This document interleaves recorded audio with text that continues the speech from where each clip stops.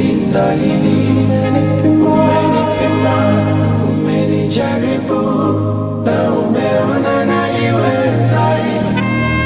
Nakushukuru na naomba neema ili niweze kushinda hili.